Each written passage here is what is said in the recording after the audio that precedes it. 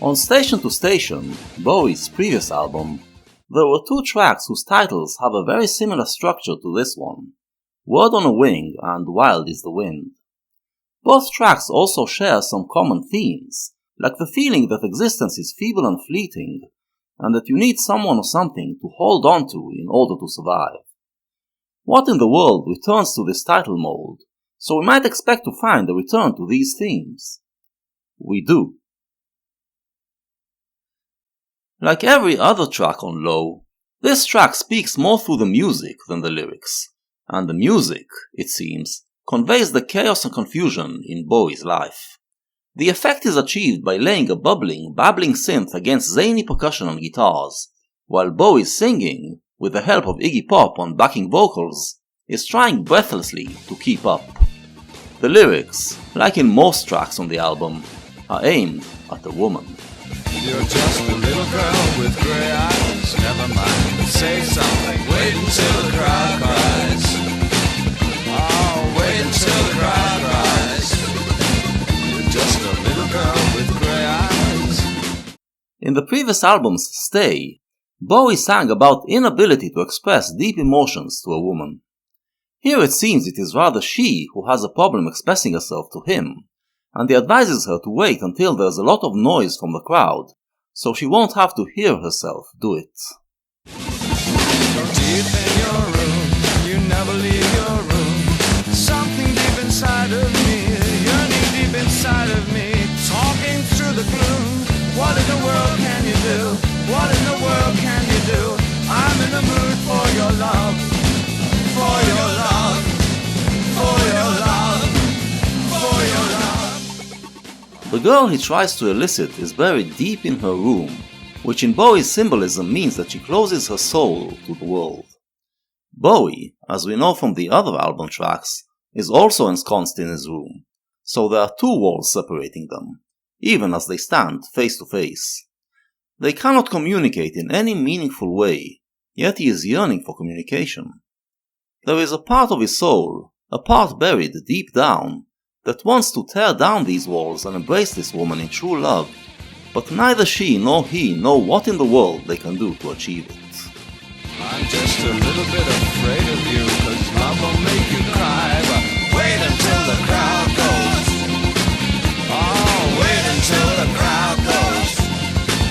I'm just a little bit afraid of you. Her autism makes her seem emotionless, which scares him, but he still wants to get to know her.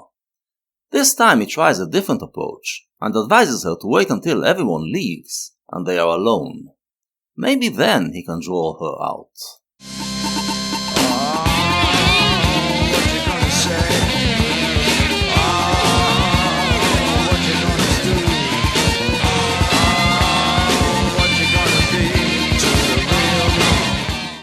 As he imagines what it would be like to have that conversation, we find the source of his anxiety.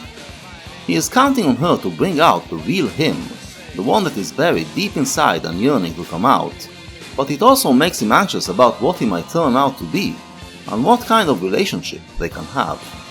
If he lets himself come out, he will be exposed, and might get hurt by what she might say or do. So it turns out to be another record about feeling alienated, and wanting to let his real self come out. What in the world asks, what is my inner world like? This is a question that Bowie asks in one of the opening tracks of each of his 70s albums, because he believes his real self is something that occasionally changes, so he must change his identity accordingly in order to remain connected to the here and now. In every album he creates such an identity, and he does it with the help of an alien that breaks into his world and awakens his real self. At first, the real selves he created were heroic individuals asserting themselves in the face of the world, for instance in Moon Age Daydream or Rebel Rebel. In Young Americans, the identity was still heroic but not individualistic, because the alien was soul music with its collective spirit. So his new real self was a collective one that spoke for a we that rebel against a world that separates us into isolated individuals, and asserted that we are real only when we are together. In Station to Station, we saw him going back to individualism, turning his back on the collective, but not in a heroic way, Rather, it comes from a sense of failure, as he still believes that authenticity comes from we, and yearns for a meaningful relationship. What in the world deepens the failure? He is not heroic but frightened.